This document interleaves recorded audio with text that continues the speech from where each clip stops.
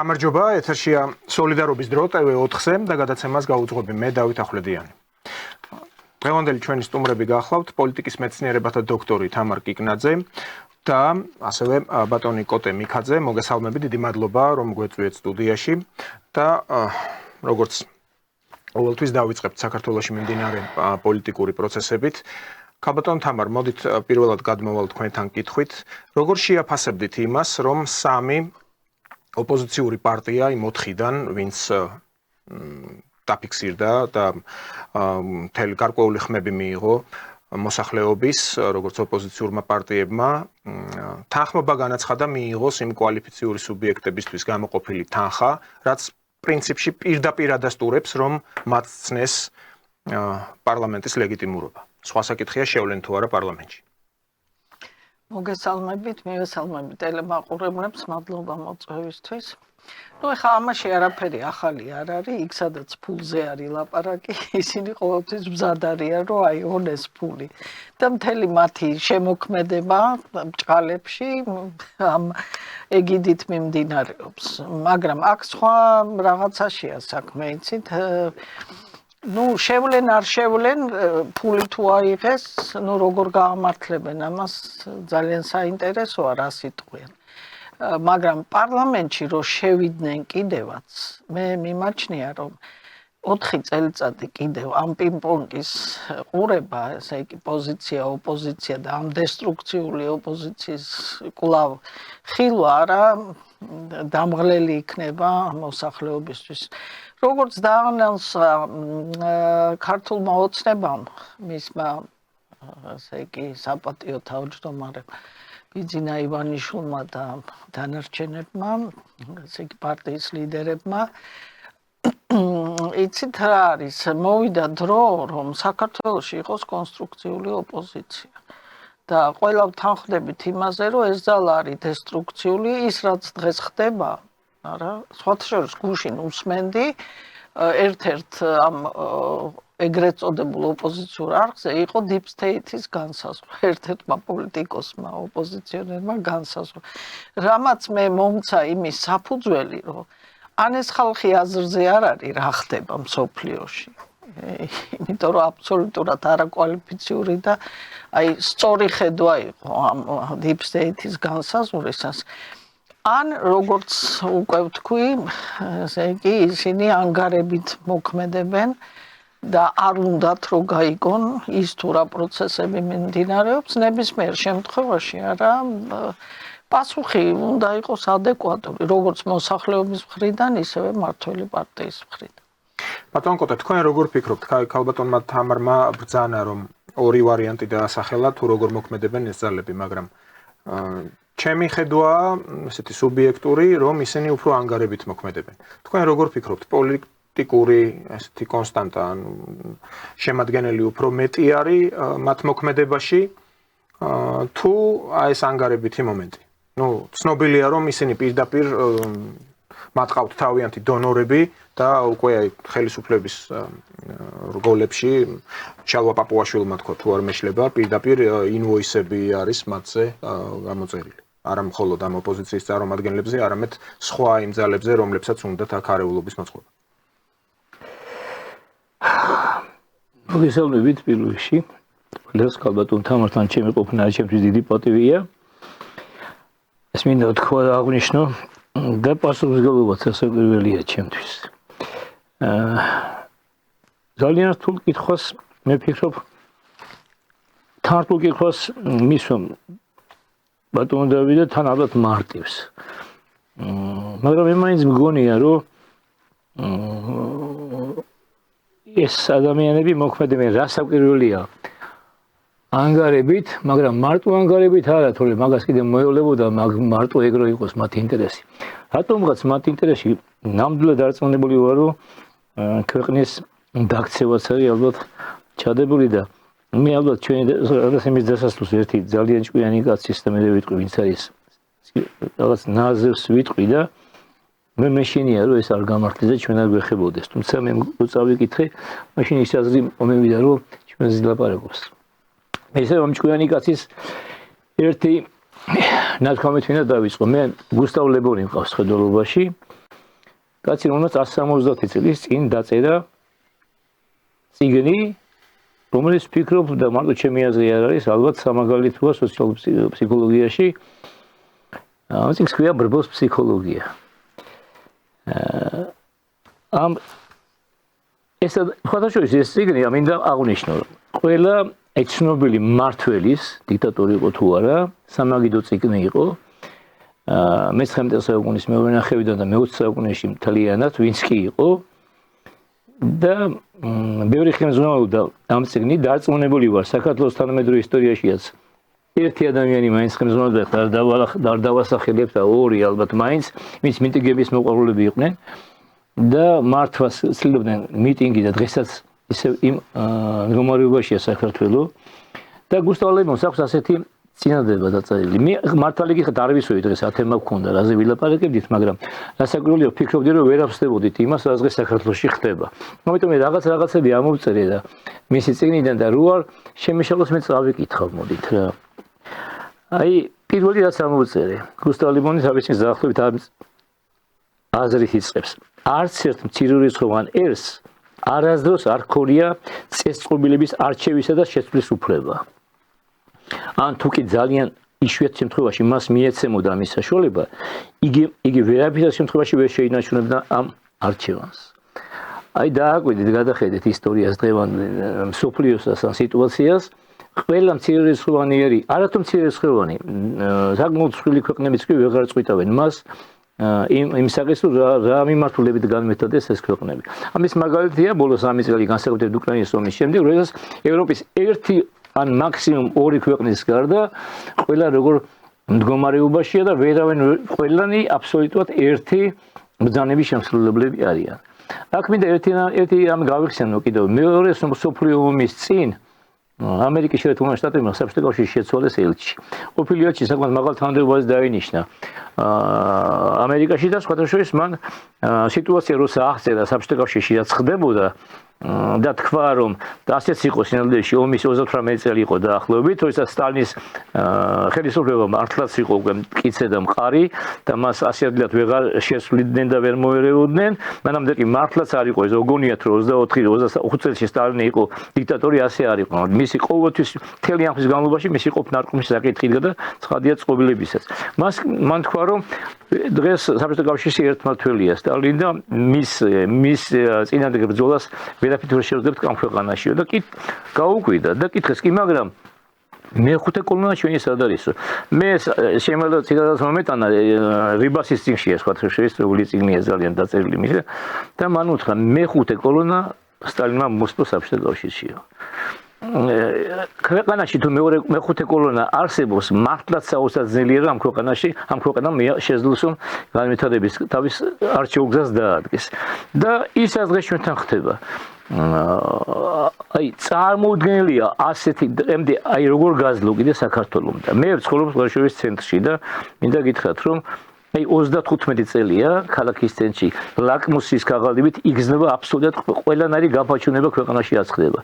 ნუ თბილისში და განსაკუთრებით მის ცენტრში. აი შეუძლებელი არის ალბათ იმ ხალხის ცხოვრება იქ, ვინც შეში ცხოვრობს. გინდა თუ არ გინდა, შეიძლება რასაკვირველია მოქმედებს, როდესაც ყველა გასროლის ხმა შენს ოჯახში, შენს სახლში შემოდის. როდესაც ყველა განათება და გაელვება მაშკალისა შენს სახლში შემოდის. როდესაც ეს საოცარი ღრიანცელი, ყვირლი, გრევის სურვილი ქვეყნისა შენს ბინაში შემოდის ასე ამა თუ იმ ფორმით და თანაც მე ახლა არ ვიტყვი აი ამ 30 წლის განმავლობაში მოდი ესე ვთქვათ ვინ აშენებდა ვინ ანგრევდა ქვეყანას მაგრამ მთელი ამ ხნის განმავლობაში ასეთი სიტუაცია იყო ერთი მხარე აშენებდა ქვეყანას მეორე მხარე როგორ დაენგრია ეს აშენებდა გადაენგრია იმასლობდა როგორ შეიძლება ქვეყანა აშენდეს რაც ერთი დებს დაუშვათ აგურს ან რაღაცას ქვეყნის აშენებდა და მეორე ხელს გავს და ანგრევს მაგრამ თან საინტერესო ის არის რომ ხელისშესაცალი და ხელისშესაცალი მაგრამ ალბათ სოფლიოში იშვიათია ყოველთვის ჩვენს ისტორიაში არ ყოფილა იყო დასაკვირველია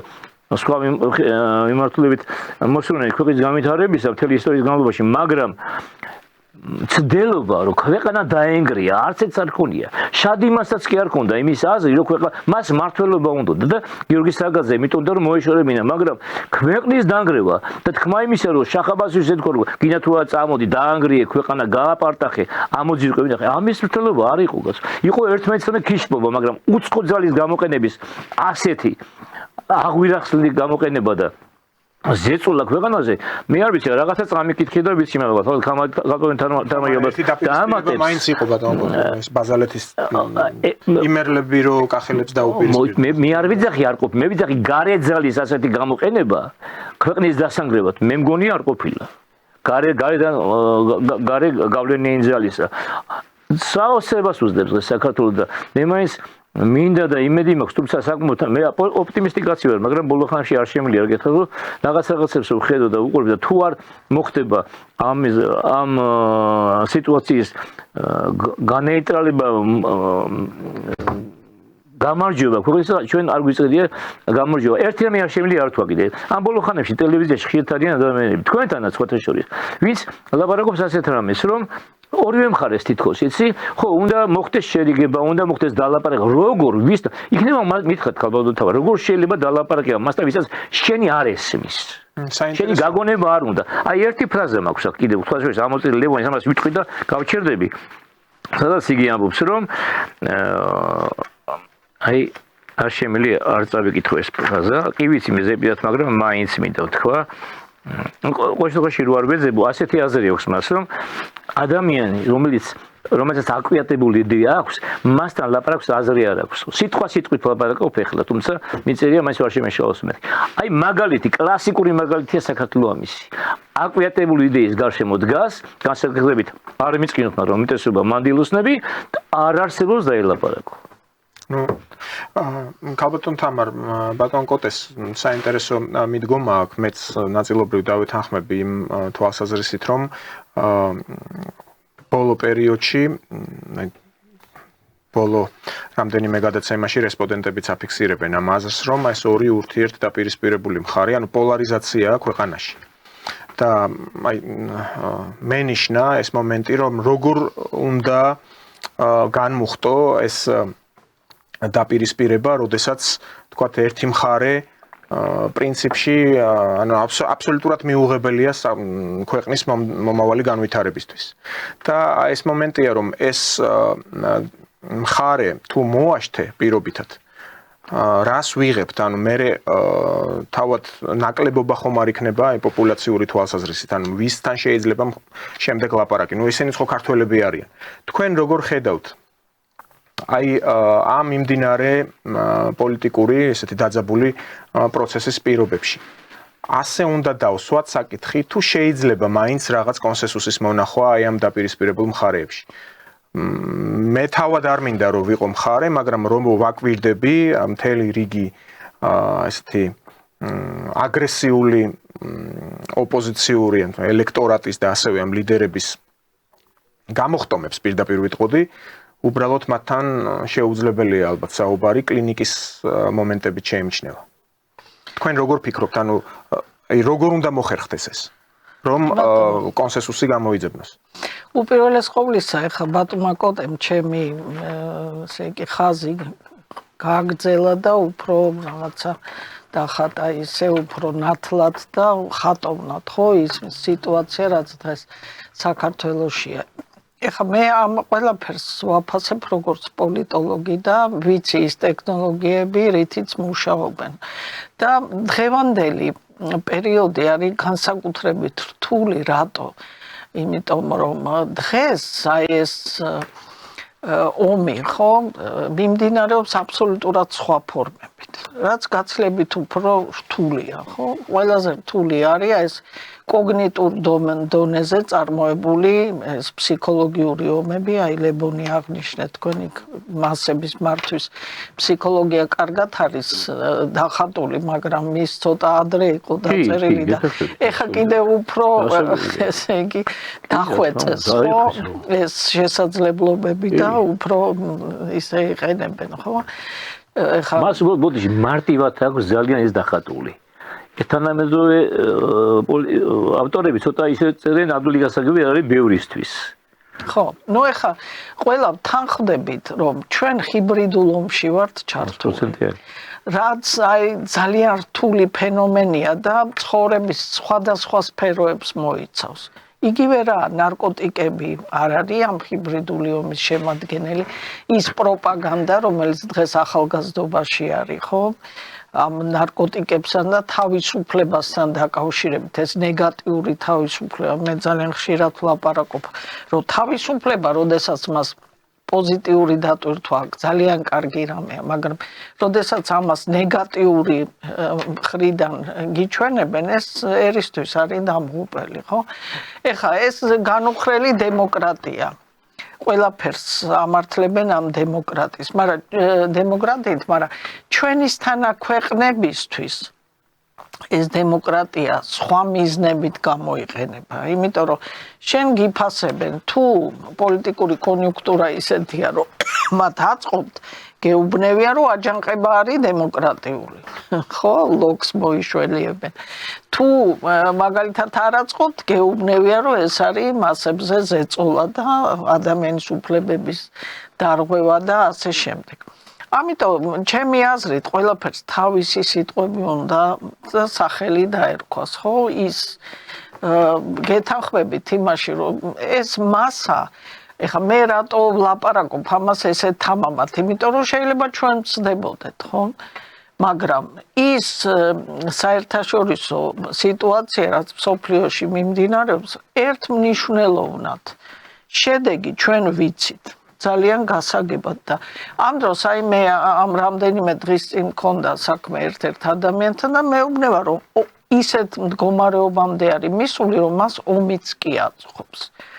მაგრამ პასუხისგებლობას იღებს ვინმე აი ამ შედეგებზე რაც იქნება და იქ ვინც არის იგივე ვთქვათ აი ხელოვნების წარმომადგენლები არიან ხო ძალიან ჩართული ამ პროცესებში. ნუ ეხა ისინი სამყაროს აბსოლუტურად არაპრაგმატულად უყურებენ.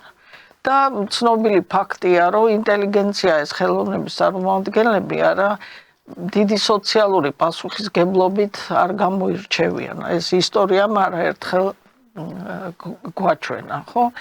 ამიტომ აი ბატონი კოტეც მე რომ დამეთანხმა და ეს მეხუთე კოლონასთან დაკავშირებით აქ არის ცალსახად ალბათ გასატარებელი ცოტა მტკივნეული ზომები. ნუ ეხლა მე არა მაქვს მხედველობაში ის რა. ნუ კანონი ეგრეთ წოდებული აგენტების შესახებ მიღებულება.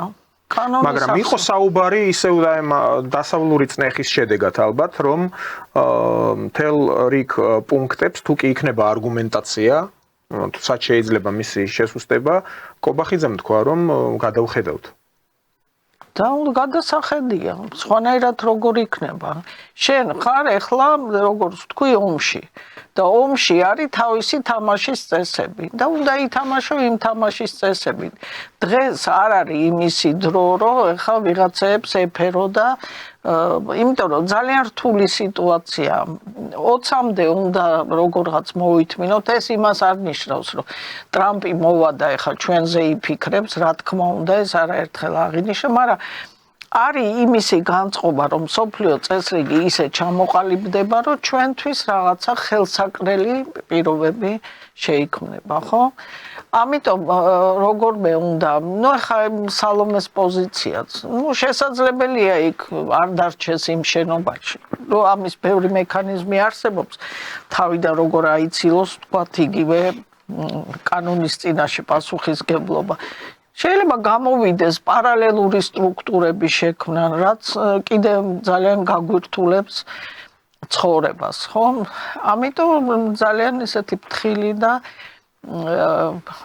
ასე ვთქვათ, აი რაღაცა ისეთი გადამწყვეტი ზომები უნდა იქნეს მიღებული ამასთან დაკავშირებით. იმიტომ რომ ვეთანხმები ბატონ კოტეს, ეს არის მეხუთე კოლონა, რომელიც საქართველოს დანგრევისთვის იღწვეს, ხო? და აქ ლაპარაკი არ არის იმაზე, რომ ვთქვათ, საქართველო კარგად იქნება, ცუდად იქნება, მსოფლიო წესრიგი ყალიბდება ვიღაცის ხარჯზე.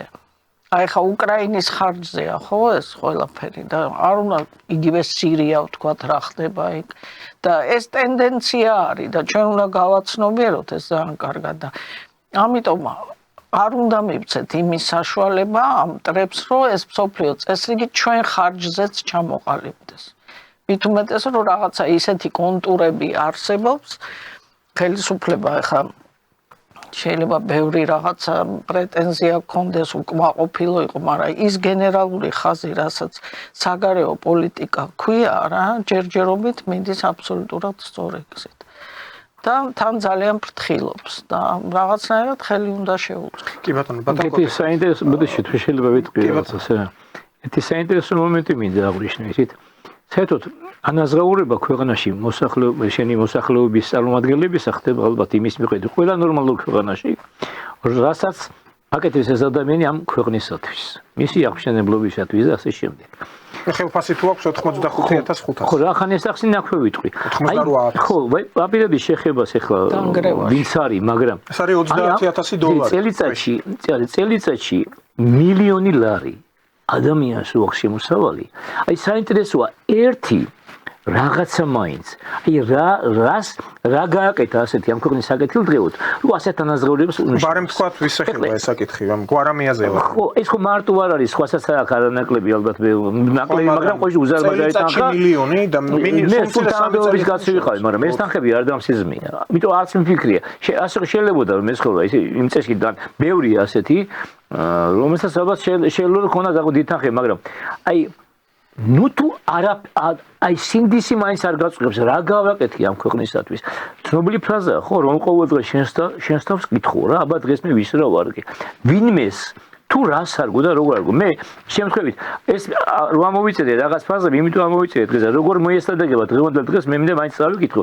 იმიტომ ამოვიწერე რომ ეს ჩემი ნათქვამი და ნააზრევი არ ეგონოს. ეს ძალიან ჭკვიანი კაცის ნათქვამი და ნააზრევია და იმიტომაც წერვანში ხო 10 სტალინის 10 საუკეთესო წიგნში შედიოდა შედის ეს წიგნი. აი ეს წიგნი და უყურეთ ასეთ რამეს ეს რა. თქვენ ახსენეთ თავისუფლება. უმეცართა აზრით ბერძნები ტკბებოდნენ თავიანთი თავისუფლებით. სინამდვილეში ისინი თქვენ შემდეგად მოგეხსენებათ, ემორჩილებოდნენ საზოგადოებრივი აზრის და ჩვეულებების მკაცრ წესებს. ისტორიაში ერთ-ერთი უჩვენესი კაცის ცხოვრება და მე დასასრული სოკრატეს ამის მაგალითი არ არის. როგორც კი მან გადადგა ნაბიჯი მესვეურთა აზრით საზიანო ქონისათვის, მან ძალიან მისი ცხოვრება დასრულდა მაშინ. ავისუფლება წარმოვიდგენთ, რასაც მინდა იმას ვაკეთებ. არ შემელია რა თქვა, ერთი აქვე არ მოვიტანო კიდევ ერთი ისა რა ქვიან ფრაზა აი ამ ესეც იმ წიგნიდან არის მაგალითად. ძალიან ხშირად სიტყვები, რომელთაც აქვს ყველაზე გაურკვეველი და ბუნდოვანი აზრები, ყველაზე დიდი გავლენა აქვს ბრბოზე ამ სიტყვებს. მაგალითად, დემოკრატია, თავისუფლება, თანასწორობა და ასე შემდეგ აი ეს და აქვეძეს რომელთა ზუსტი ახსნა სხვილ ტომეულებში ვერ ხდებაო ესეთი მარტივია ერთდღის გაგება და ამეთი სპეკულაცია გამოყენება და ამ მასაზე მოქმედება მასაზე არის აი და მე ხლექ გამოვიარე გუშინ წინ არ დაგიმოს აღამოთი გამოვიარე იქით მომიწია თავისუფლებაზე ამოსვლა მე ფეხით სამშობლოში წამოსულიყავი გამოვიარე და მოხურული აქვს ესე იგი ევროპის დროშა, საქართველოს დროშა ერთ ადამიანს ორივე აქვს. ჩემი ხნის კაცი თითქმის და კიდე აწერია თავისუფლება. რა თავისუფლებაზეა? და იქნება ახსნას ვინმე. ან რისკინარი მოწოდება ესა. ის თავისუფლება ესეთი ქაოსი როგორი დღეს არის. არა მარტო საქართველოში, ისტორიაში არ ყოფილი, იმიტომაც დგას სოფლიო ამ სიტუაციაში. იმიტომაც არის ამ მდგომარეობაში ქვეყანა. არა მარტო ჩვენი, არამედ საერთოდ უკრაინაზე ლაპარაკი მართლა აღარ მაქვს რა. და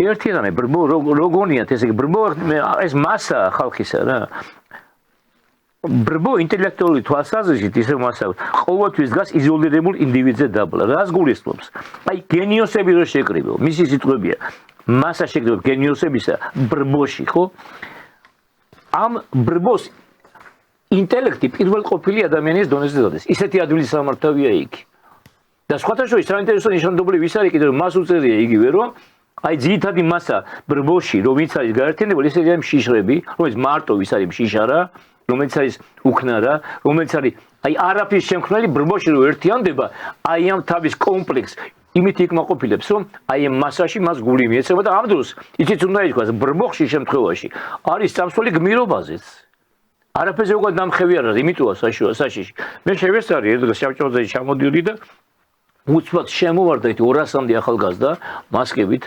იმით დაქვიან შავებში ჩასმულები კაპიშანი წამოხოლდა თავზე და ისეთი მასა მიდიოდა აღმა ჭავჭავაზე წალეკავდა ყველაფერს მე არ ვიცი სად მიდიოდნენ მე შეუხვიეს იმაზე დაქვიან სასამართლოსკენ და იქიდან წავიდნენ მაგრამ აი უმართავი მასა და ვინმეს თუ გონია რომ მასას მართავ ძალიან ცდება ვინმეს ბართლომეს ღამეს სხვადასხვა მეფეს არ მოუწვია ბრბო მოაწყო ეთი ჩააგდეს ის აზრი ერთი იმაში რელიგიური ომები არასოდეს მეფეს არ წამოუწია რელიგიური მე მგონი მე არ ვიცი ყოჩდა ეს იყო მასების მიერ გამოწვეული შემდეგ რომელიც გაჩედება შეუძლებელია ეს უბედურებაა ჩვენი ქვეყნის თუ ეს არ დამთავრდა და არ შეესწა მე არ ვიძახი ძალადობისკენ მაგრამ მოწოდებას არ ვაკეთებ ახლა არავის მიმართ მაგრამ თვითონ ვინც ამის ორგანიზატორია და იტყვენ ახლა არ არის ორგანიზატორი ეს ხო წარმოუდგენელია იმ თანხის არ ვიცი ეს სურათები და ბანერები და რაღაცა და ბეჭდელი ამის გამღები ვინ არის რომელი პიროვნებაა თან წესიათ ნაშოვი ფულით ვინ უნდა გაიღოს ეს თანხები ჯერ ვინც უბეჭდავს მისგანაც გამკვირვებია იმიტომ რომ თუ ქვეყნის ბერი არ აღელვებს თან მიწერილი ფრაზები მაზნიაშვილზე ჭავჭავაძეზე რაღაც აზრები რომელიც წადი და შეამოწმე მაგრამ ჯერ როგორც იყოს მაშინ ნათქვამი განაშიელება ყველაფერი დღევანდელ დღეზე გადმოიტანო და ქვეყნის საწინააღმდეგოდ მიმართო ეს ძალა კონტექსტიდან ამოჭრილი ისტორიული კონტექსტი ეს მინდოდა მაინც რაღაცას შევხებოდი იმ სიტუაციას რომელიც არის დღეზე რაც ხდება და ვიღაცა იმათში მე არ მგონია რომ ყველა ისე იყოს მაგრამ ეგეც არის იცი წამხედურობაც ხდება ერთ კაც შეიძლება ერთი რო იყოს დაფიქდეს მაგრამ როდესაც ირგვლივ მისი თანამოსაქმეები არიან იქა და ამაზე უარსაც ვეღარ ამბობენ მე ერთმანეთს მიყვებიან ერთმანეთს აკაზებენ და ჩათრეული აზარმაზარი მასა ახალგაზრდებისა რომელიც კიდევ ცალკე თემაა რატოა იქ ეს მარტო განათლების ბრალიც არ არის ეს არის განათლების ბრალიც ეს არის აგიტაციის ბრალი პროპაგანდის ბრალი ოჯახი რო ოჯახს აღარ აგავს იმდა დედა რო აღარ არის ოჯახში ხო აი ეს უზარმაზარი კომპლექსური საკითხია და იმან მიბიძგა ზუსტად აი მე დღეს წერგამთქი ვიმეორებ რომ ეს მოვისმინე რომ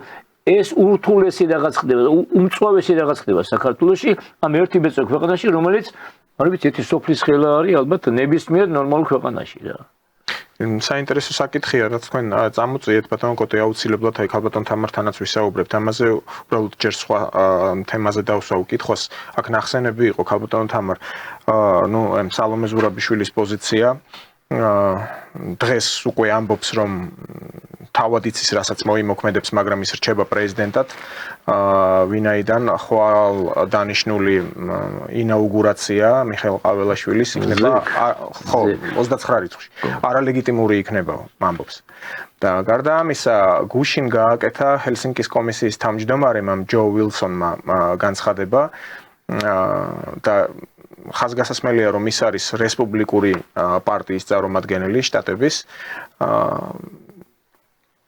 საინტერესოა ჩვენი ტელემაყურებლისთვისაც როგორ ფიქრობთ თქვენ ქართული ხელისუფლების უმრავლესობის წარმომადგენლები ამბობენ რომ ძალიან თანხვედრაშია ტრამპის ხედვები დღევანდელ ქართულ დღესდღეობასთან და ეს ჯო ვილსონი ისეთი კატეგორიულია და ისეთ განცხადებებს აკეთებს ესეთ ნუ კრიტიკულ განცხადებებს ხომ არ გვაფიქრებინებს ეს რომ ტრამპი არ იქნება ისეთი რბილი და პირიქით არანაკლებ ხისტი იქნება ვიდრე ვთქვათ ბაიდენის ადმინისტრაცია თქვენ როგორ ფიქრობთ ეს დროც ძალიან მალე დადგება ერთ თვეში ხო ეხლა მეორე თქვენ კითხვა ორი ნაწილისგან შედგება მეორედან დავიწყებ რაც შეეხება ეხლა ტრამპის განწყობას და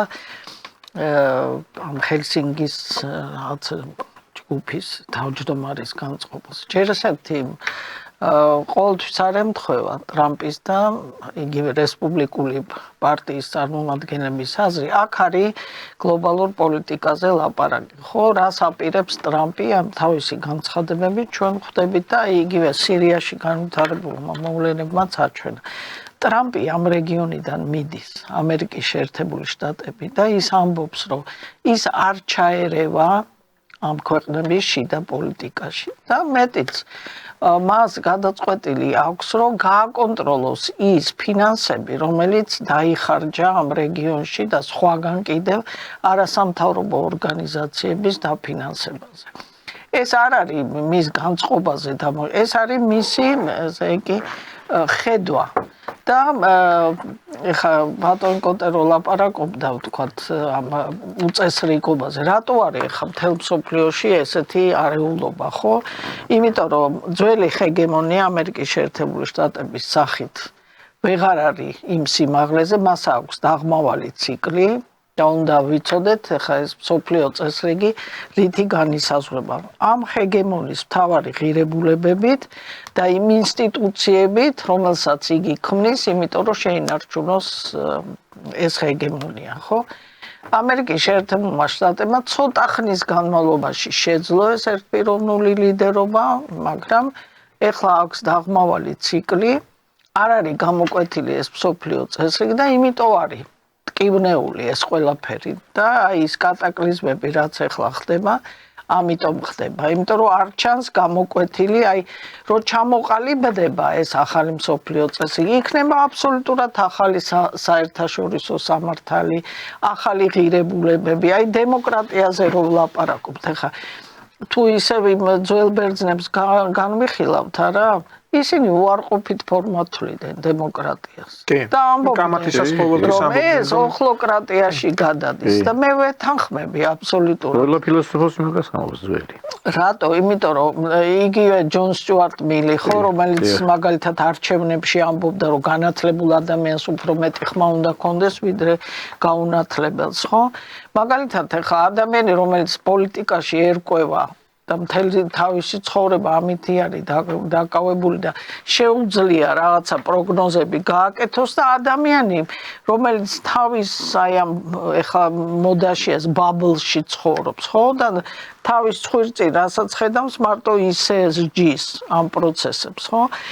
ამიტომ არ შეიძლება ეს დემოკრატიაც, რომელიც ამერიკელებმა წინა პლანზე წამოწიეს და ეს არ არის მართლა ცხოვრების, ეს არის მათ მიერ სხვადასხვა ქვეყნებში პროცესების მართვის საშუალება. ხო, იმიტომ თქვი აი დასაწყისში რომ გითვლიან, გინდა უნდათ ჩაგითვლიან ამას დემოკრატიულად, გინდა არადემოკრატიულად, ხო? ამ დროს იგივე თავის ქვეყანაში მიმდინარე პროცესებს აბსოლუტურად სხვა თვალით აფასებენ და ამის ძალიან კარგი მაგალითია, ვთქვათ, თეთრ სახლზე, კონგრესზე შეტევა. უმკაცრესად ისჯება ის ადამიანი, რომელიც რაღაცა პრობლემას კონსტიტუციურ წყობას შეუქმნის პრობლემას. უნივერსიტეტი? რაც უნივერსიტეტში მოხდა ამერიკაში.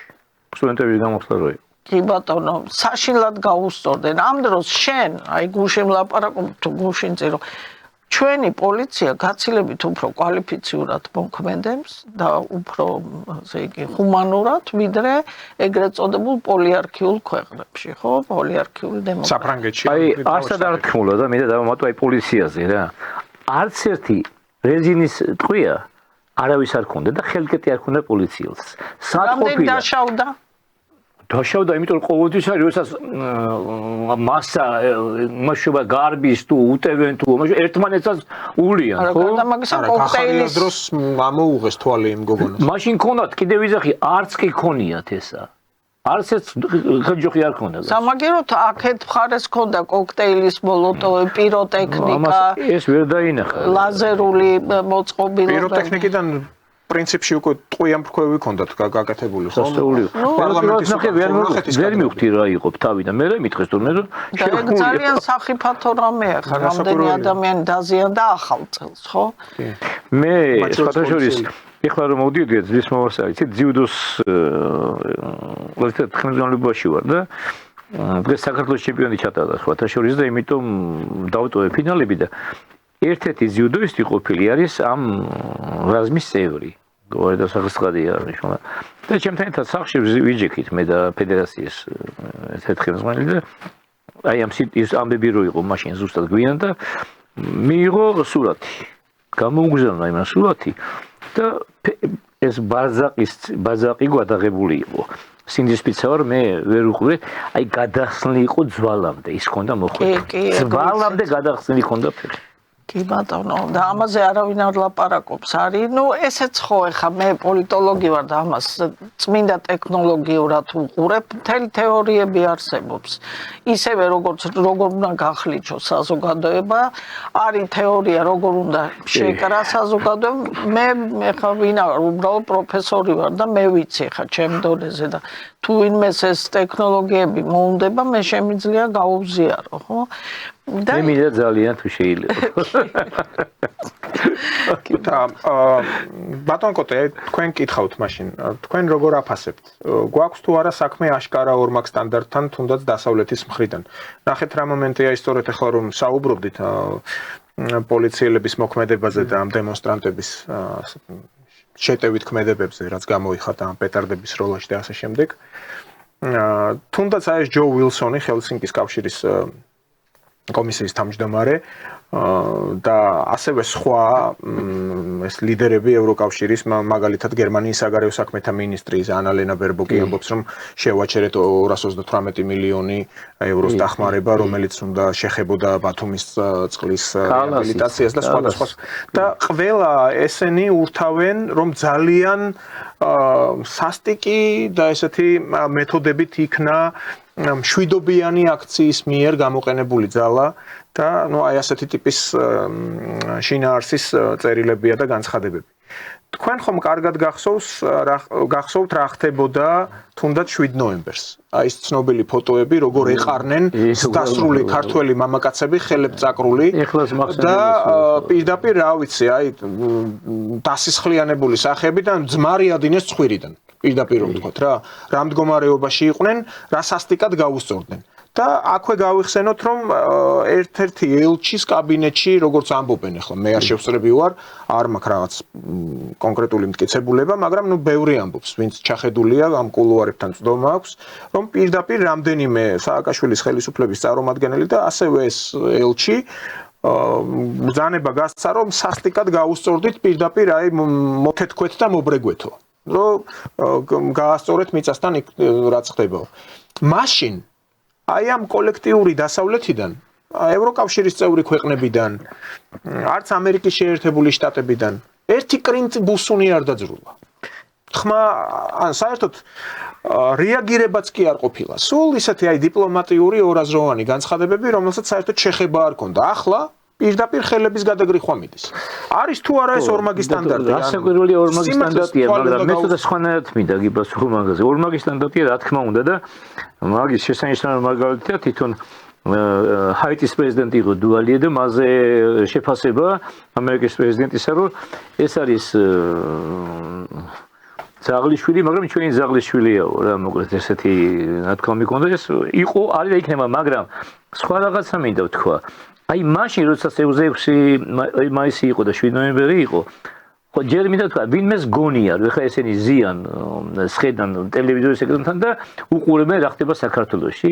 ინფორმაციას ღებულობენ ინფორმატორისაგან, ისე როგორც ნებისმიერი ძალოვანი ორგანოს ყავს ინფორმატორი და ღებულობს ინფორმაციას ინფორმატორისაგან და შემდეგ ახდენს რეაგირებას მის ინფორმაციაზე. მაშინ ინფორმატორები არ მუშაობდნენ იმ ქვეყნებზე, ვინც შემფასებელი იყო მაშინ, საგან ეხლა ვინც აფასებს. და ცხადი ეს ინფორმატორი, ვინც დღეს გამოდის ხელისუფლების წინააღმდეგ, ხო ისევ ისინი არიან. ამათ ინფორმაციაზე დაყრდნობით ხდება, ხო ეს ფაქტია, ხო ყველაფერი, ხო?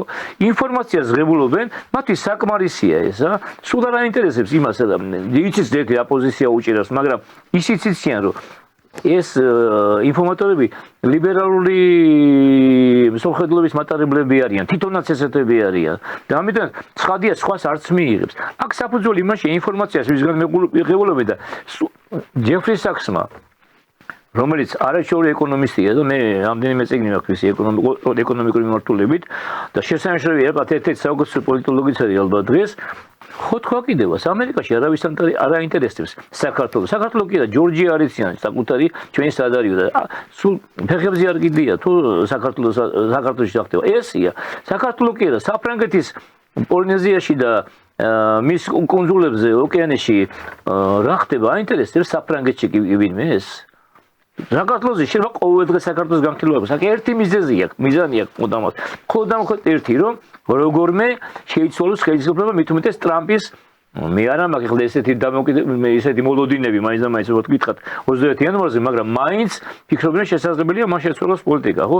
აქ ერთი მომენტი მინდა კიდევ თქვა, დღეს აი საქართველოს სიტუაციაზე ყველანაირად გააკეთეს ის, რომ საქართველოში არ ყოფილიყო ავტორიტეტი, ვის სიტყვასაც ფასი და აზრი აქვს. ყველანაირად წაშალეს აი ამ მოკლე პერიოდში. ვერ დაასახელებთ 10 კაცს, აი ხო რო გითხრათ, დამისახელდა 10 ადამიანი ავტორიტეტი, ვისაც ერი გაყვება, ვიღაცა მოусმენს, ყველა არ მოусმენს, ხადია, არც ერთი მხრიდან არც მეორიდან, მაგრამ რაღაცა ასკო გაითვალისწინებენ. სენ სიმონს აქვს, სხვადასხვა, აი ფრანგული უტოპიის სოციალიზმის ფურია და სენ სიმონი იყო, მისი ავტორები, მას უწერია 50 მეცნიერი საფრანგეთში 50 ხელოვნების წარმომადგენელი 50 აგრონომი 50 ფაბრიკანტი რომ მოსხიპობს დღეს საფრანგეთს და სიცოცხლე მოусპო საფრანგეთის ბევრად მეტი დანაკლისი იქნება ვიდრე მთელი ესა ქვიან საშუალო ფენის საზოგადოებრივი მოხსნა. მტკივნეული იქნება ფრანგებისთვის, მაგრამ ეს არ იქნება დამოპუერიო, იმიტომ რომ ის ხალხი იყო განვითარების ძალა საფრანგეთისა და არა ის შოლებრივი ადამიანი. რასაკვირველია საშინელებაა, მაგრამ გონიერი ადამიანი აღარ ეყოლებოდა საფრანგეთს და ავტორიტეტი არ ეყოლებოდა. დღეს ყველაფერი მივიდა იქამდე, რომ აი ესეთი ადამიანი იყოს. ეხლა რო თქვი მაგალითი რომ მოილაპარაკონო ვიღაცამ ხონდა ითავოს. ჩვენ რომ მივიდეთ ეხლა სამივენი და უთხრათ ან ნეთხაის ან მეორეს, არც ერთი არ მიგვიღებს, იმიტომ რომ მაინც ქალბატონთან შეიძლება გქონდეს მეტი სახელი და პატივისცემა საზოგადოება, მაგრამ მაინც არ მოისმენენ, იმიტომ რომ ისე არიან თავისი იდეის მსხვერპლი ეს ადამიანები, რომ მათთვის აღარ არსებობს არაფერი. უმაღლეს სასწავლებელში საოცარი ხალხი იყვნენ. ჯერტი ამდენი უმაღლესი მე არ ვიცი რა არის, იმიტომ ეს ნიხილის მიწვევს მე ახალგაზრდებში და ცუდ განწყობას, როცა ამთავრებს დიპლომი ჩაიდო ჯიბეში, მას პრეტენზია აქვს რომ დასაქმდეს. მაინც ის მენტალიტეტია საბჭოური, რომ აიღო დიპლომი და დაასაქმოს სახელმწიფომ. ჯერ რა სპეციალობები მთავრდება, რა სპეციალობებს ღებულობს ეს ხალხი. და მე მიდის დიდია თუ მოეწყობა რესტორანში მიმტანა. როგორი კონტრასტია. ქალბატონი თამარი არის ახლა მეცნიერებათა დოქტორი, პროფესორი. და თეა თუთბერიძეც პრინციპში იგივე რეგალიების ის მეორე დღეს ვეგახდა პროფესორი და ლექტორი იმაში უნივერსიტეტში მეორე დღეს სამი წელში რო უნივერსიტეტში მიიღეს და ასწავლის რა უნდა ასწავლოს ჯერეთი თუ ესეთი ავტორიტეტი გამოვიდეს ავტორიტეტი და დააწნოს ეს რომელი მხარე მაგრამ პირიქით ის ხო ნაფთის დამსხმელია და ეს მექანიზმია რომ არ იყოს ავტორი რა თქმა უნდა მაგრამ კიდევ ამდენი საჭირო კი არის საქართველოში თან დუბლირ მარტო სამედიცინო ფაკულტეტი რომელი უნივერსიტეტში არ არის მითხარით ერთი კაცი იყო ჩამოსული გახსოვთ თქვენ ერთად ვიყავით ჩვენ დიდი გინეკოლოგი ძალიან მოსკოვი და რო გაუკვირდა და ვინ ასწავლის ამდენი ვინ აკავთო მასწავლებელი მედიცინის ყველა სამედიცინო ყველა სპეციალობა გამოდის აბსოლუტურად ყველაფერი და უმუშევრარჩება შემდეგ და ეიჯიზმი საშინელი სასწაული ესე იგი საშუალო ასაკის ადამიანები ეს არის სიმდიდრე ნებისმიერი ერისთვის რომელსაც აქვს გამოცდილება განათლება ფიზიკურად ჯერ კიდევ აქტიურები არიან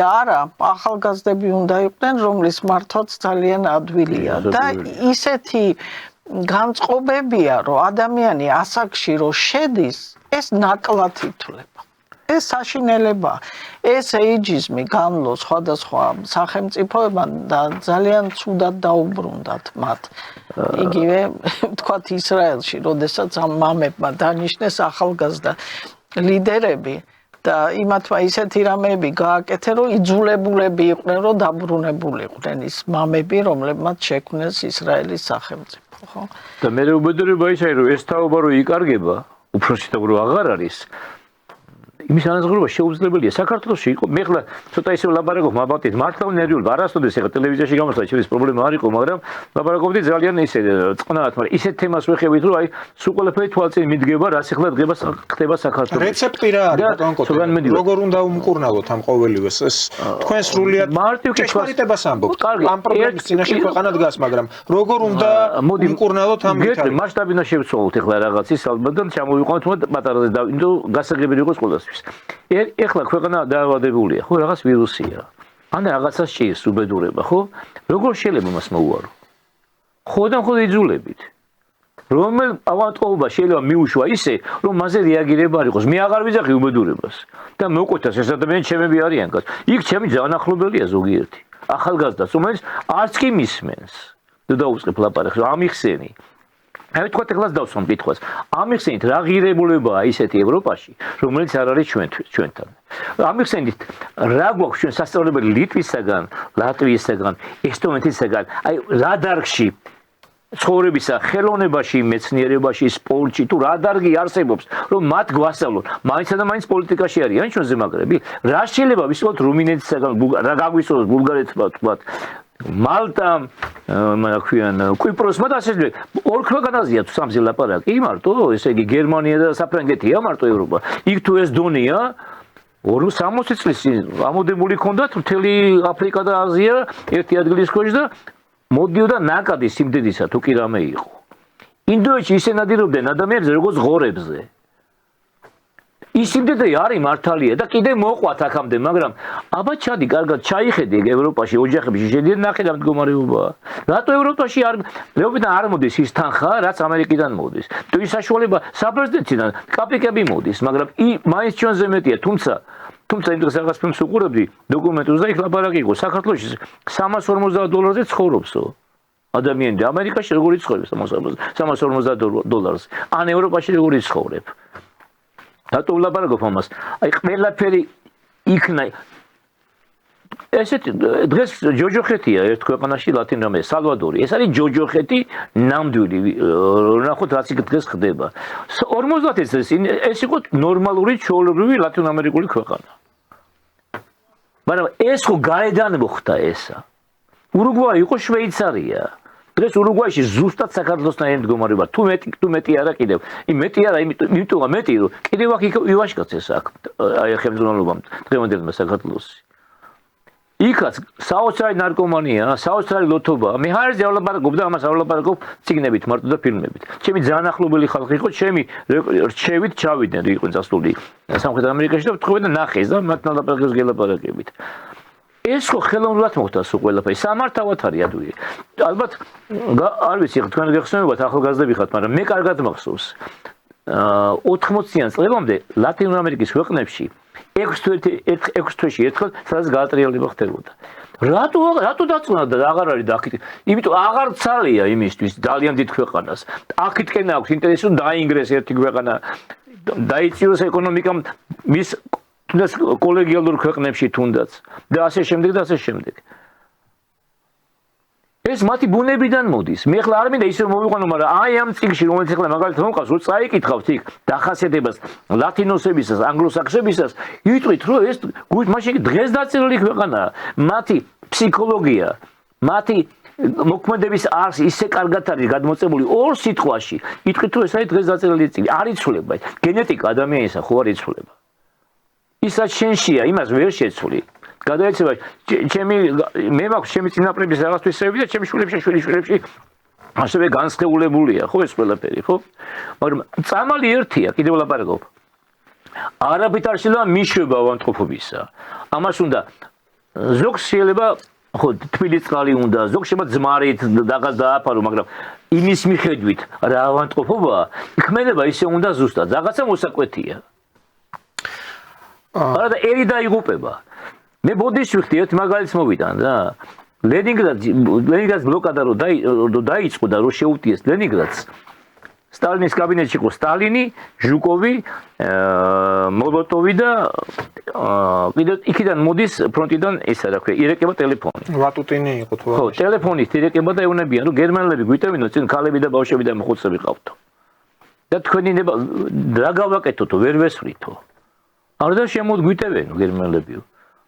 სტალინი გამოვიდა წყობიდან, მე წაკითხული მაქვს ისევ რიბასიდან, ამით იწყება წიგნი. გამოვიდა წყობიდან და როგორც ჩემი ნებართვა გინდათ იმ ხალხის მოიქცეთ, ვინც წინ მოუძღება გერმანელებსო და ბრძანება გასცა მათზე სროლისა. საღამოს ეკლესიაში შევიდა კრემლის. რატო შევიდა მე არ ვიცი, ალბათ რაღაც, მაგრამ მე ახლა მაგალითად არ მგონს ესე მოიქცეს ყველა, მაგრამ იმ დღეს რო თქვა რომ ბრძანა პუტინის იმას შვილი რო გაანთავისუფლა ბაიდენმა რო კითხეს რა სიტყვით ამაზეო სოციალოგია ისმის სხვათა შეფასება. მაშინ პოლიტიკოსი და ადამიანი იყოს. გააჩნია რომელია მეტიო. სტალინმა შვილი გაიმეტაო, იმიტომ პოლიტიკოსი იყო. ეს ადამიანი ყოფილაო. კი არ გააწმილა. იქ პოლიტიკოს სხვა საშუალება არ იყო. რაღაცის გადარჩენის გულისთვის, თლიანად გადარჩენის გულისთვის, რაღაცაზე უნდა წავიდეთ და კიდევ ლაპარაკ არ გამიგოთ, მე არ ვარ მომხრე, ახლა ავდგეთ და მივაყენოთ, მაგრამ კიდევ ის მოფერებაც უნდა, მოვლაც უნდა, მოცილებაც უნდა რომ სხვას არ გადაედოს და ასე შემდეგ. საშუალება ბევრია. ცხოვრება ეს არის. ცხოვრება ადამიანისა და ოჯახის მასშტაბებში გაზრდა, მეტი არაფერი არ არის. კი ბატონო, და აი ახლა ვრცელდება ინფორმაცია, ხაზი გრძელდება ისევ, თქვენ ასევე ბატონ კოტე ახსენეთ, ლიეტუვაც იყო ნახსენები და პრეზიდენტი ეს გიტანას ნაუსედა გამოდის და აცხადებს ასეთ რამეს. საქართველოს ბელორუსის სცენარის გამეორების რისკის წინაშეა. და ანუ ავრცელებს ეს ციტატა უფრო ვრცელია, შეწუხებულები არიან ძალიან. თან განსაკუთრებით ეს ბალტიის ქვეყნები არ გვეშვებიან. ქალბატონ თამარ, თქვენ როგორ ფიქრობთ? სადამდე შეიძლება გაგრძელდეს აი ამ სამი ქვეყნის კრიტიკა საქართველოს მიმართ? ბელორუს გასაგებია რატო იშველიებენ, გუშინ ევრონიუს. რატო იშველიებენ? ხო, ევრონიუს ქონდა გუშინ ასეთი სიუჟეტი, სადაც ბელორუსიდან გამოქცეული წყვილი, რომლებიც ემხრობოდნენ არა ლუკაშენკოს, არამედ აი დასავლეთის მიერ გამოზრდილ ლიდერ ტიხანოვსკაიას, საკმაოდ რთულ პირობებში გაიარეს ვილნიუსში ეცადნენ დაფუძნებას, მაგრამ ერთ დღეს ლიტველების მხრიდან დახვდათ იქ ისეთი წარწერები, ისეთი ნაცისტური, ასევე იყო წირვალოცვა ეკლესიაში, იქაც დააწერეს რომ ლიტვა მხოლოდ ლიტველებისთვის. ლიეტუვა ქვია. ნუ ხო, ლიეტუველებისთვის.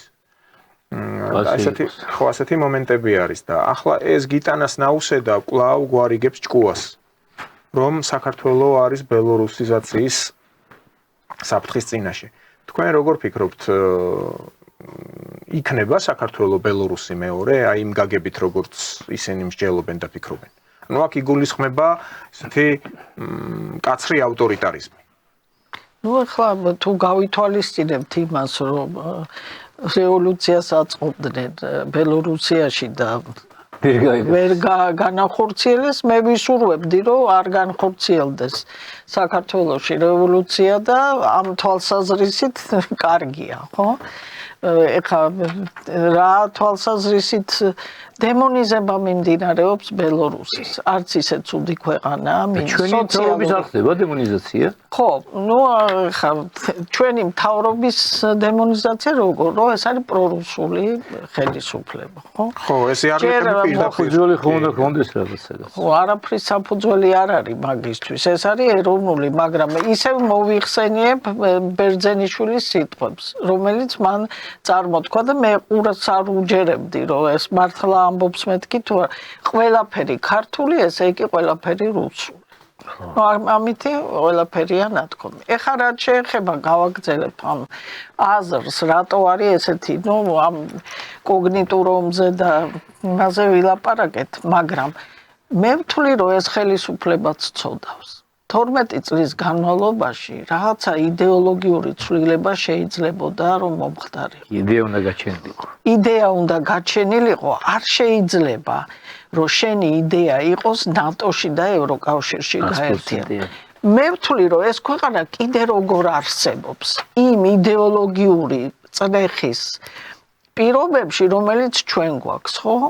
აი სტუდენტი რომ მოდის რა სურვილი აქვს, იცით? გრანტი აიღოს და ევროპაში წავიდეს. ან ამერიკაში. იმიტომ რომ დახატულია ცუდი სურათი, რომ საქართველოს ეს არ არის ის ქვეყანა, თვითონ აი ეს მე ვარ ქართველი, ესე იგი ევროპელი, რამდენი ინსტიტუტი მუშაობდა ალბათ ამაზე, რომ აი ესეთი იდეოლოგიური სურათი შექმნილიყო. საქართველოს გაცილებით უკეთესია. საქართველოს არის ეგრეთ წოდებული სასაზღვრო ცივილიზაცია, აი კაპანელს ქონდა, რომ სადაც ჭხრიალებსო ქართველის ძარღვებშიო აღმოსავლური და დასავლური სისხლი. იმიტომ ვართ ესეთი ნიჭიერები არაორდინარულები და ამ დროს შენ გეუბნებიან ესე ჯიღი უნდა იცე რომ მე ევროპელი ვარ აი რატო არის მნიშვნელოვანი ესეთი ის რომ შენ ევროპელი ხარ ქართველი რო იყო არ შეიძლება აი აქედან ესე იგი გადაგვიყვანეს ჩვენ და ამ სკოლებში ამ სოციალური რაღაც გავლენის აგენტების საშუალებით ხდება სულ იმის ტირაჟირება რომ ევროპა დასავლეთი კარგია საქართველოს ცუდე როგორ გინდა რომ ეს ახალგაზრდები იქ არიდგნენ დღეს და ისეთი ღირებულებები არ ქონდეთ როგორიც მათ დღეს აქვს ამაზე უნდა იფიქროს ხელისუფლებამ და განათლების სისტემა უნდა სამშობლო სიტყვა აღარ არსებობს ხო ხო და ეხლა როგორ ეხლა დგება სუვერენიტეტზეა ლაპარაკი ძირითადი აქცენტი რაღაცნაირად შემოbrunდა ეს ისტორია და ამიტომ ამის გათვალისწინებით შესაძლებელია იგივე საგანმანათლებლო სისტემა იგივე ის ეგრეთ წოდებული ეხლა მე ხმარობ სოციოლოგიურ და პოლიტიკურ ტერმინებს ხო გავლენის აგენტები სადაც იქმნება ადამიანის სოციალიზაცია ხდება და მის ჩამოყალიბება ხდება ადამიანად ხო ამის მექანიზმებიც არსებობს სხვადასხვა დასავლელი ეს მეცნიერები ყველაფრის კოდიფიცირებას ახდენენ და ძალიან კარგად ხსნიან იმ პროცესებს რაც მიდის ხო ცხოვრებაში დღეს ჩვენ ამიტომ თუ ცოტა გაანალიზებ და რაღაცა ტვინს დაძაბავ არა შეიძლება რაღაც საპირისპირო გამოიმუშაო რომ დაიცვა შენი ქვეყანა მაგრამ ამის სურვილს ვერ ვხედავ განათლების საკითხებს გავაგრძელებ იგივე ეხება პრინციპში რა თან წეღრას დასვიკითხვა კითხვა მინდა დავსვა თქვენი აზრით კალონთამარ სადმეტი დიქტატურაა სინგაპურში თუ ბელარუსიაში სინგაპურში რა თქმა უნდა სინგაპურიზაციაზე იყო ლაპარაკი და და ისიც არ დაგავიწყეთ რომ აბორიგენი მოსახლეობა არის 18% ვიცი ჩინელები და ეს ქონდა და უბრალოდ მოსახლეობამ არ იცოდა რაში არ როდესაც მიშა სინგაპურს ამას აკეთებდა კიდევაც მიშა დასრულდა ამას აკეთებდა ჩინეთის ნაკრები თამაშობდა სინგაპურში ბადმინტონს სინგაპურის ნაკრებთან და მე წიგნი მაქვს ეკონიუსი ძალიან ესეთი მართლა მაგარი კაცის და იმას უწერია და დარბაზი გულშემატკივრობდა ჩინეთის ნაკრებს და ჩინელები არიან ეს უნდოდა ეხლა რაც შეეხება ბელარუსიას არავის არ ვიცავ ნახეთ და ასიმაშოვი მაგრამ ევროპის ყველა ქვეყანაში ვარ ნაყოფი ბრიტანეთის გადა და შეგნებულად არ წავედი იმიტომ რომ არ ვიცი ინგლისური იმდომეს და ეხლა იქ თუ არის ინგლისური იცით კარგად ცოტა ესეთი დამოკიდებულება შეიძლება ხოლმე და არ წავედი რაღა მიზეზის გამო ძით ყველგანმა ნაყოფი მე უჩევ თუ ის გვისმენს ახალგაზრდა თუ გვისმენს მინდა გიძველგაზრდა წავიდნენ ევროპის ქვეყნებში და წავიდნენ ბელარუსიაში შარშან მომიწია ბელარუსიაში ყოფნა არა მინსკში უფასო ჯანდაცვა და მინსკში კი არა მარტო მინსკში პერიფერიაში ვიყავი პატარა ქალაქი სოფელში ლიტვის საზღვართან ლიეტუვას საზღვართან აი მე ასეთი ქვეყანა ასეთი დალაგებული ასეთი მოწესრიგებული ხალხი კმაყოფილი მე არ მენახია ეხლა მაგალითები რომ მოყვე იქ რა ხდება სოფელში წასვლა თუ უნდა კაც ნებისმიერ რაიონში მიდის აღმასკომში და უნდა მე თქვენთან ცხოვრება მინდა უჯიდან აძლევენ გასაღებს ორდენს საღლზე და წადი და იცხოვრე ოღონდ გააკეთე სოფლის საქმე ნუ ესეც ის არის ბატონო კოთე კონსტრუქტივიზმის თეორია არსებობს რომელიც აკონსტრუირებს ის ქვეყანა კარგია ეს ქვეყანა ცუდია შეიძლება არც იყოს 1 მეტრი ვიც არ გაყიდულა და 1 მეტრი წაწყნოს პარტია არ გაყიდულა იმაში ეს თელი მოგება როგორც სტალინური ეკონომიკის ერთ-ერთი ქვეყანა სადაც სტალინური ეკონომიკა მიდის ხოლმე ეს ქვეყნის საკეთილდეოდ რასაკვირველია სიმკაცია რასაკვირველი დიქტატურა არსებობს მაგრამ წესრიგია იმ ქვეყანაში და ახლა ზედმეტ რაღაც დაღვევები არის რასაკვირველია იმ ქვეყანაში ალბათ მაგრამ მთლიანობაში პლუს და მინუსი დადო ალბათ მაინც მე მგონია რომ პლუსი გადაწყვეტს მით უმეტეს მე ბევრს ვეკითხებოდი და მართლა მაინტერესებდა ქალაქშიაც რაშია ესე იგი პლუსი რაშია ბევრად მეტი კმაყოფილება ხალხისა ვიდრე უკმაყოფილება იქა არ გამოვა რომ ყველა კმაყოფილი იყოს რასაკვირველი არის ვისაც ფული აქვს ის უკმაყოფილი მე ურჩევ ყველას წავიდნენ იქაც და ნახონ კიდე კარგი დღეს შეიძლება საქართველოს მოქალაქისათვის ამის გაკეთება და აი დავამთავრომიდა მე არც ვიტყვი და ყველამ გაიაზროს ასაც ახლა წავიკითხავ ჩინოსმენელებმა რა აი რომ ზანეთ თქვენ იდეა აღარ აქვს ესო რა იდეალის დაკარგვით ერი კარგავს თავის სულს და იგი გადაიქცევა ერთ მუჭა იზოლირებულ ინდივიდებად. იგი იქცევა იმათ, რაც იყო ბრბოთ. მასში კვლავ ჩნდება ბრბოსთვის დამახასიათებელი ყველა თვისება და მას არანაირი არ აქვს აღარც სიმტკიცე, აღარც მომავალი. ცივილიზაცია აღმოჩნდება შემთხვევითების ხელში. ბრძანებლობს დაბიო ხალხი, წინ გამოდიან ბარბაროსები. ცივილიზაცია შეიძლება კვლავ ბრწყინავდეს, რადგან კიდევ შენარჩუნებულია შენობის გარე ფასადი, შექმნილი ხანგრძლივი წარსულით, მაგრამ სინამდვილეში შენობა გამოჭმულია, მას არაფერი უმაგრებს ზირს და ისიც დაინგრევა პირველივე ჭექა-ქუხილის დროს. ბარბაროსობიდან ცივილიზაციაში გადასვლის ოცნება, რამაც შექმნა ერი და შემდეგ კი როდესაც ეს ოცნება დაიკარგა, თანდათანობით დასუსტება და კვდომა, აი რაში მდგომარეობს ყველა ხალხის ცხოვრების ციკლი. აი თუ აქ დღევანდელი საქართველო არ დაგედგება თვალწინ და რა გველის, მე მინდა გაითვალისწინოს ყველა ჩვენმა მსმენელმა და მაყურებელმა. არ შეიძლება ბრბოთ იქცეს ქვეყანა და ხალხი. ხო, აი ეს კონსუმერიზმი, რაც დღევანდელ მომხმარებელი საზოგადოება, მხოლოდ კეთილდღეობაზე ორიენტირებული და გაატომებული. ამაზე სხვათა შორის დასავლელი მეცნიერებები ძალიან ბევრს წერენ. იმიტომ რომ ადამიანს თუ იდეა არ აქვს, არა ვერ იცხოვს ეხლა ერთ და სახელმწიფოს თუ არ აქვს წარმოიდგინე. 37 წელს ფეხტვანგერი მოსკოვში იყო და ცნობილი წიგნია კრემლი. კაცი რომელიც მოწინააღმდეგე იყო სტალინის, არც ერთი ყველა დიქტატურის მოწინააღმდეგე იყო, აპოლოგეტი იყო და სხვა რაღაცეების და გაოგნებული წავი და იდეით, ხალხი როგორ იყო გაერთიანებული იდეით, იმით რა უნდა გაეკეთებინათ, როგორ უნდა ეწყო და გააკეთდა კიდევაც პრინციპში. გარკვეული, დასაკვირველი იყო დიქტატურა, მაგრამ იმ სიტუაციაში ის ქვეყანა ვერ იარსებობდა უბრალოდ. კი ბატონო. და ეხლა კვლავ ვრცელდება ინფორმაციები უმრავლესობის მხრიდან გია ვოლსკი აკეთებს ასეთ განცხადებას, რომ კოლექტიური ნაცმოძრაობა სალომე ზურაბიშვილისგან ისეთი ნაბიჯების გადადგმას ითხოვს, რაც სისხლის სამართლის პასუხისგებლობას უკავშირდება. თავი ლიდერი ეგონა და მარიონეტად ჩამოყალიბდა. ნუ ეს მეორე ნაწილი გასაგებია, მაგრამ პირველ ნაწილში როგორც ჩანს, ისევ არის რაღაც საფრთხეები. ამ სალომე ზურაბიშვილისგან ეს მის გარშემო შემოკრეფილი ოპოზიციონერები ითხოვენ ისეთი ხისტი ნაბიჯების გადადგმას, რომ მოხდეს დაპირისპირება. სხვა სურათი არ იკვეთება. ეს შეკვეთა. ხო, ნუ ეს ერთი დაკვეთა არის კი და ქალბატონ თამარ, ამის პრევენცია რა შეიძლება რომ იყოს, იმიტომ რომ ისე ესეთი უმოქმედო ხელისუფლება ახლა ვერ იქნება ერთის მხრივ. რომ იმოქმედოს უფრო გათვლა აქვთ აი დასავლეთის უზარმაზარ მოსახლეობაზე და მედია მათი კონტროლის ქვეშ იმყოფება, ანუ აქ საქართველოში 2 მილიონი ადამიანის, თქვათ, აზრი ან თუნდაც უფრო მცირედი ნაწილის, რომელიც თქვათ აქვს ეს შესაძლებლობა გამოიყენოს მასობრივი მედიის საშუალებები, აქ არაფრის მომცემი იქნება მხოლოდ საქართველოსთვის. ანუ დასავლეთში სხვა სურათი იქნება. თუ აქ ეს დაპირისპირება კვლავ გაღვივდა აი ამ ინაუგურაციის შემდეგ. თქვენ როგორ ფიქრობთ? რა ეფექტი ექნება ამას აი დასავლეთში მიაღწევენ თავიანთ საწადელს თუ უკვე უფრო მეტად მოუწევთ იმის თქმა რომ საქართველო ემსგავსება ბელორუსს. ნუ ეხლა ამ შემთხვევაში რა სიტყვიან ისინი უკვე აღარ აქვს ამას მნიშვნელობა, იმიტომ რომ ხედავთ ხო ერთი ხდება და მეორე წარმოჩინდება იქ და მაინც ამბობენ, აზრი არ აქვს.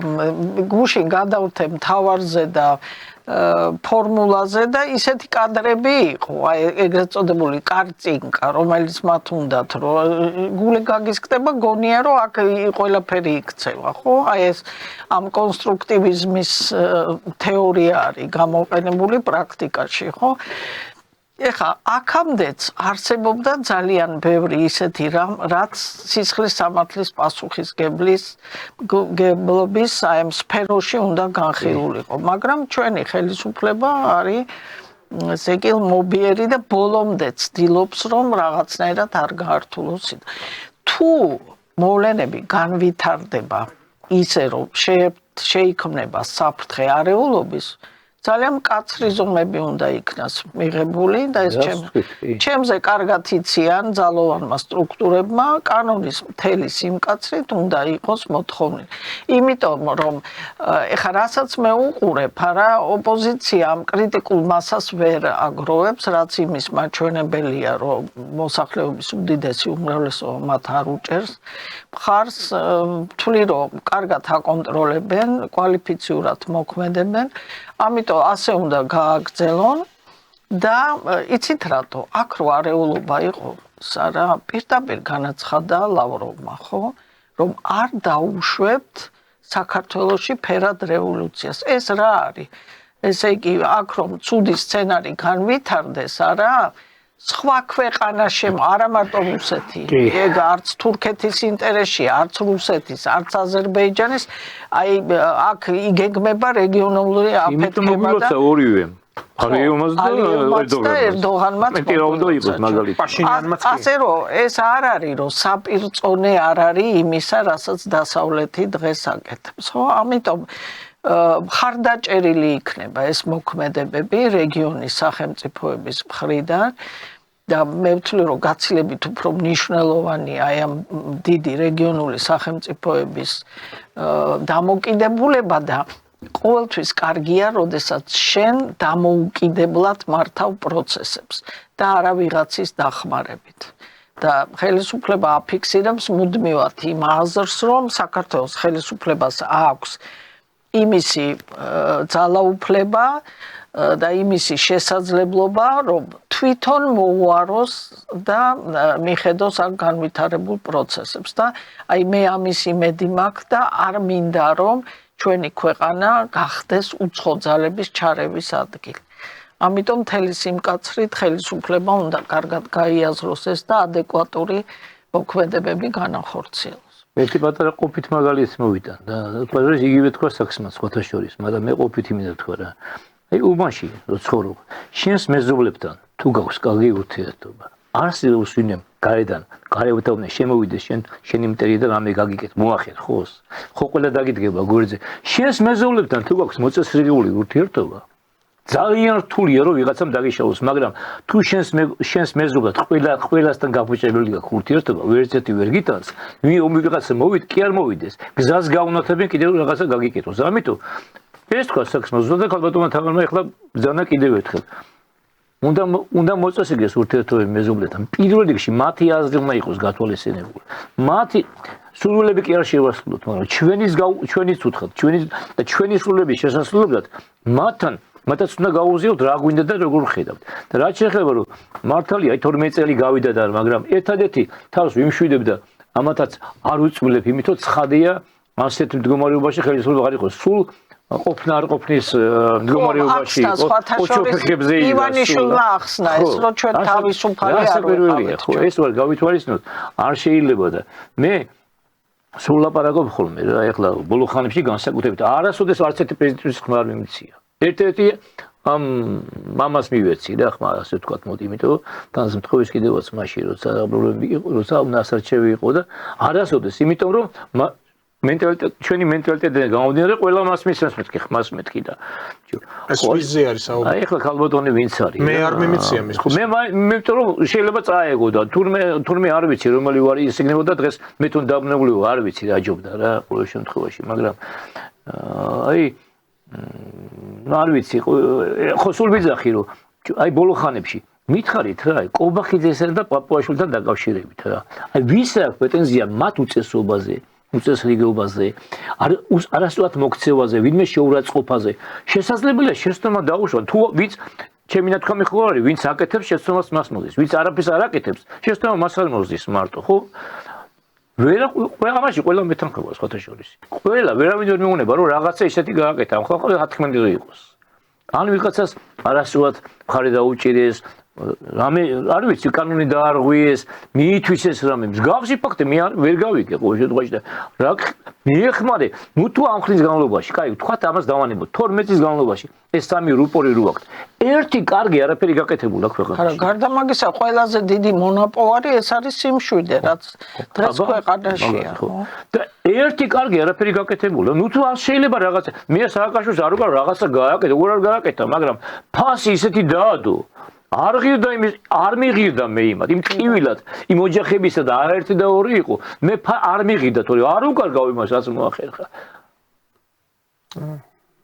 მასე ბევრმა ისეთმა ისტორიულმა პირმა გააკეთა ეს სიკეთეები, რომელიც მერე პირიქით 10 ჯერ და 20 ჯერ უფრო მეტად უბედურებაში გარდაისახა, თუნდაც ჰიტლერი ავიღოთ. ხო, ფასი რა აქვს? მის დროს არის ამ კარგს ფასი რა დაედება შემდეგ ამაში. ხელისუფლების მიმართ ყოველთვის არის პრეტენზიები, მაგრამ აი ფასი და რაღაცა ყველაფერი კარგად რო იყოს არ შეიძლება, ხო? არის რაღაცა უფრო გლობალური და მე ვთვლი რომ ეს უნდა ღირდეს იმათ ის სიკეთე და თავისუფლება, ხა ზოგჯერ ჩვენ არც მოგწონს ამდენი თავისუფლება. წინა ხელისუფლების პირობებში რა დღეში შეიძლება რომ გემიმართოს და კაპიტალის არ იყოს კანონი. შეიძლება თვითონების პირველი პილოტის სიტყვა არ იყოს კანონი თვითონების ბორდზე. თუმცა მანქანა რომ იყავს 4 ადამიანი უზის, იმ ზღოლის ქმედება შეიძლება ვიღაცამ დაუწყოს, არა ფეხი გადაუყოს და დააჭიროს ყველა. ქვეყნის მართვა უფრო ადვილია. ერთი რაღაც მინდა, აი დამთავრდა ჩვენი გადაცემა უკვე და იცით რა არის? პატივისცემა შენი ქვეყნის პირველი პირების მიმართ. მე მაგალითად აი შეურაცხყოფილი ვიყავი, როდესაც იგივე კობახიძეს ეს ჟურნალისტები ესე რაღაცა უნდა იყოს ესე იგი ჩამოყალიბებული რაღაცა, თუ გინდა დრეს კოდი, თუ გინდა მოქცევის ნორმები რაღაცა ეთიკურად, ხო? რომ არ შეიძლება რომ შენი ქვეყნის პირველ პირებს ესე ექცეოდნენ, ეს არასოდეს არ დამიშვია საზოგადოებრივად, ხოთა შეიძლება ვინმეს ჩემს საზღვარგარეთ, აქ არ ლაპარაკობ, ვინმეს ჩემი თავი, აი მაშინ მიშას პერიოდში მასზე რაღაცა ეთქოთ.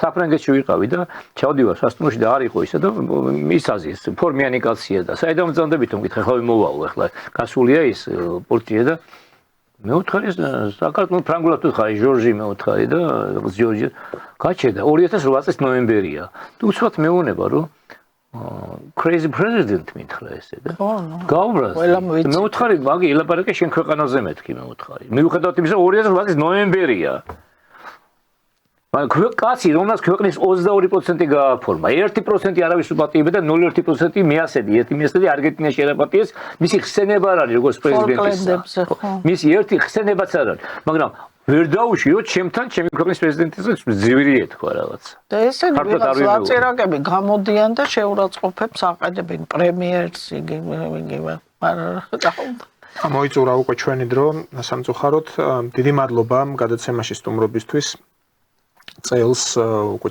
ჩვენი ბოლო გადაცემა იყო ჩვენ უკვე შევხვდებით ახალ წელს დამდეგ წელს გისურვებთ 2025 წელს მართლაც მშვიდობიანი ყოფილიყოს პოლიტიკურად დაალაგდეს ვითარება ქალბატონი თამარ კიკნაძე პროფესორი პოლიტიკის მეცნიერებათა დოქტორი და ბატონი კოტე მიქაძე იყვნენ ჩვენი სტუმრები დიდი მადლობა გადაცემაში სტუმრობისთვის და მონაწილეობისთვის კარგად ბრძანდებოდეთ ნახვამდის მადლობა თქვენ